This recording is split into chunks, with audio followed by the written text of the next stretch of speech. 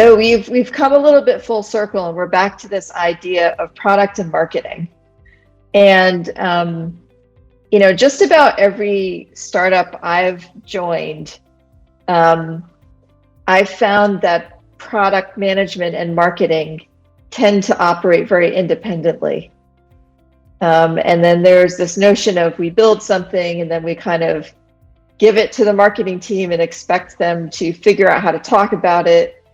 And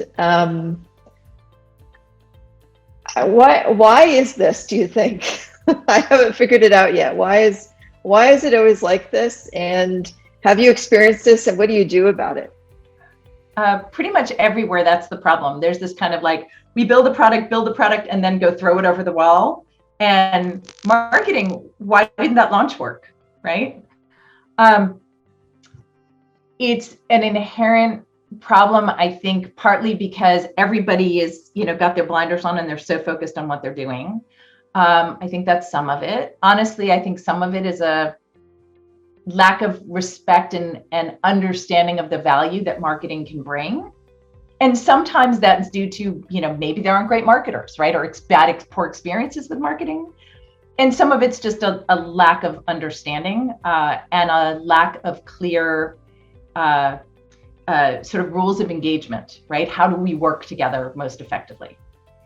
When it's really, there are, if you buy into sort of the Marty Kagan and, Silicon Valley product group school of product, where you've got your sort of triad of product and engineering and design, right? Like that has helped those disciplines work well together, but marketing is still kind of left out. And the truth is that if marketing is included early, if they're doing their job, particularly around product marketing, they can really help. They're talking to customers, right? They're hearing the feedback from the market. They should be tapped in, and they should be able to, if they're brought into the fold, they should be able to help provide insights that help drive where are you focusing and what does the market need. And then if they're sort of brought into the process and know what is being built and why, and maybe have a voice through the process, then by the time they're supposed to be launching the product, it's not a last minute like, oh, I got to scramble and get something out there and write something and I have no idea what I'm writing, but they know, and they can do a much better job, both because they've influenced product and because they've actually had time to sort of think about it and think about how to take it to market. So along with, many times walking into an organization where marketing and product just operate really independently, I see a lot of times the product team, maybe together, they decide they're going to have a release, and the product team has, a bunch of functionality, and they kind of hand it over to marketing and expect them to put together messaging and the whole release program around that. And I have my own opinions on this, but from your point of view, why doesn't this work? Usually it doesn't work because they don't really know what is the value of the product for the customer, right? In a deep enough way to really figure out how they're going to position it for the customer, right? If they're not involved up front, product does all these interviews to understand, or should be doing interviews, they don't always, right? Product or design does all these interviews to understand the customer needs, to define what they're going to build, or they should be. If you're not doing it, you need to do it.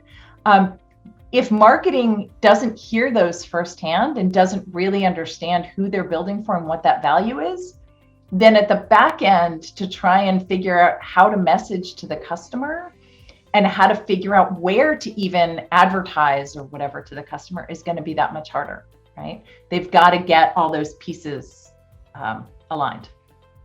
Yeah. Another thing I've seen is that, at a particular size of company, so say around 200, 300 people, you have multiple product teams, and they're all working on things. And then there's time for release, and you have this mishmash of things that don't necessarily, like, they're all maybe important and maybe all the right things, but they don't necessarily fall under one umbrella of a theme. And then you're trying to back into the theme after the fact, Yeah. which is something else I've observed is pretty difficult to do. Yes. And that all should actually be part of the prioritization process, right? And figuring out your roadmap.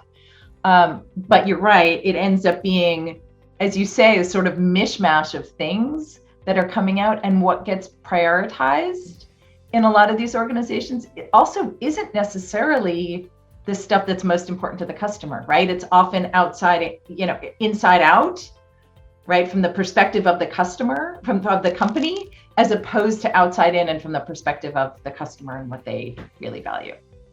Yeah, another thing I've seen too is that it's local prioritization. So maybe it was the thing that the customer cared about, but it was from the point of view of that one team, not from the point of view of the company in general.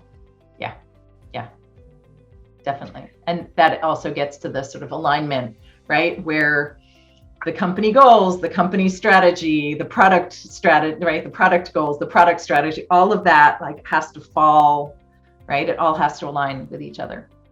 Yep. Well, Jill, it was wonderful to have you on Product Therapy. Anything else you would like to share with the audience?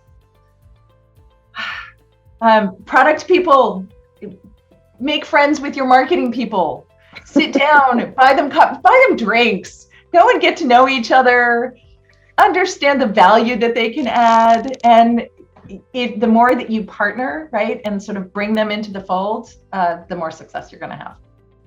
Well, thanks again. And for any of the listeners who want to hear more from Jill, you can find out more at jillsoley.com and also find out more about her book, Beyond Product.